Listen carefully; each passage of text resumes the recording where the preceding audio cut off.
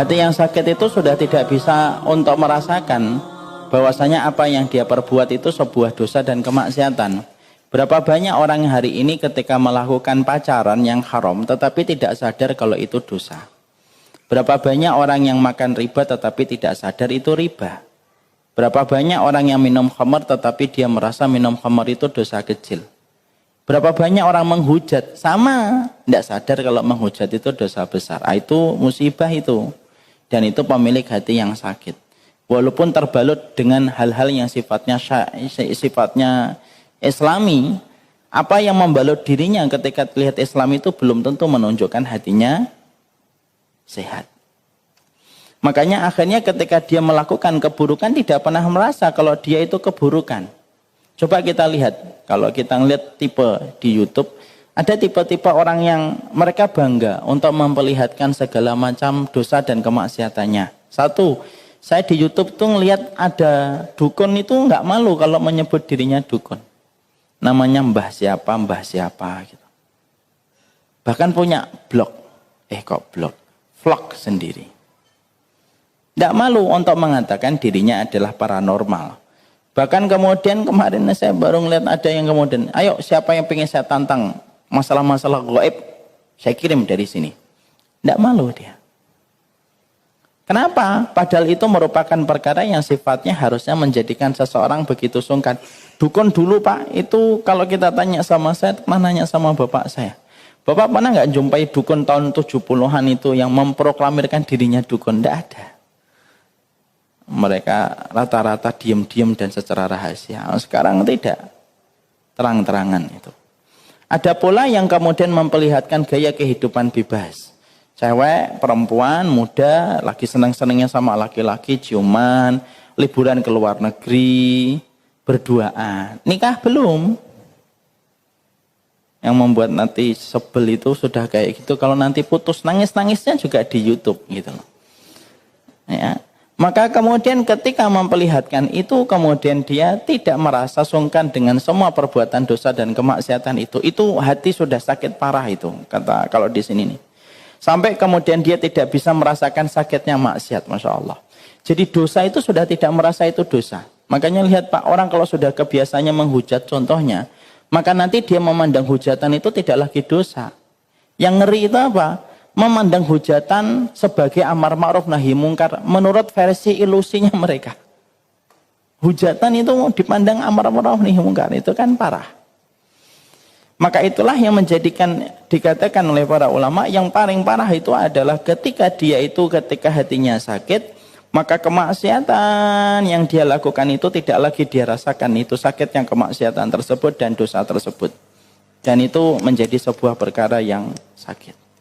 Orang ketika kemudian menderita yang semacam ini mengingatkan kita kepada perkataan Imam Ibnu Qayyim. Di antara musibah besar itu apa? Orang yang melakukan dosa tetapi tidak sadar kalau perbuatan yang dilakukan itu dosa. Itu termasuk salah satu di antara musibah. Pacaran itu musibah Pak. Tapi lebih musibah lagi orang yang pacaran tapi tidak merasa kalau itu dosa. Nah itu lebih musibah lagi. Riba itu musibah. Tapi lebih musibah lagi orang ketika makan riba tetapi dia merasa bahwasanya itu bukan riba dan itu tidak apa-apa di hadapan Allah. Sama aja kok riba sama enggak riba itu sama aja. Nah itu lebih parah lagi. Makanya itulah yang menjadi penyebab pertama orang itu sakit. Kalau lama-lama, nah kita baru ingat. Fi qulubihim maradun fazadahumullahu maradah. Dan itu akhirnya bisa menyebabkan hati mati ketika hati terlalu sakit tidak ditangani secara tepat dan cepat. Makanya kemudian dia akhirnya berada di dalam kebodohan dan akhirnya memiliki akidah yang sesat. Sama dengan orang-orang yang memiliki pemikiran liberalisme.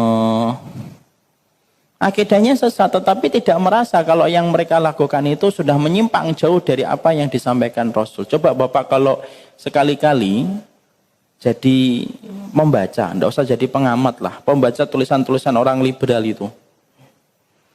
Ya, ada yang sampai mengatakan Muhammad itu hanyalah tokoh sejarah yang muncul di panggung kehidupan, kayak Mahatma Gandhi, kayak Bunda Teresa. Loh itu kan parah.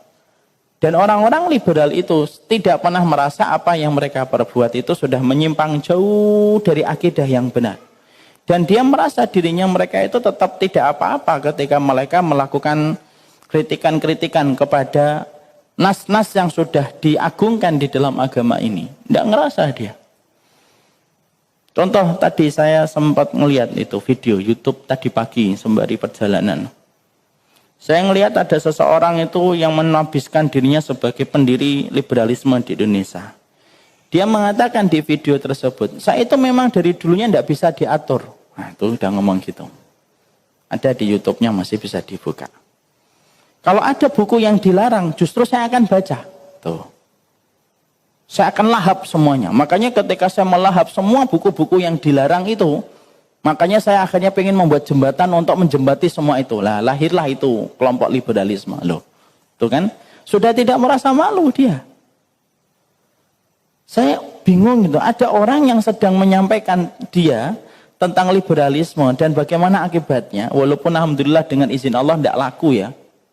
Karena orang-orang munafik itu selalu mengikuti arah mata uang, bukan arah mata angin.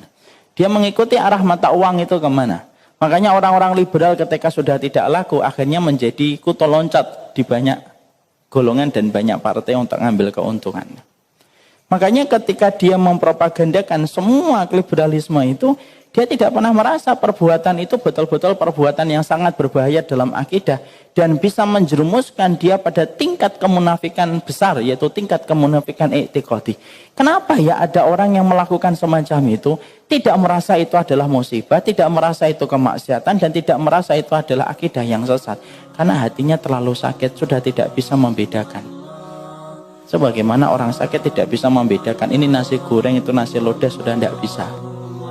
Karena sakit yang berat itu menjadikan lisan lidahnya itu tidak bisa untuk menjadi alat kecap untuk membedakan setiap masakan.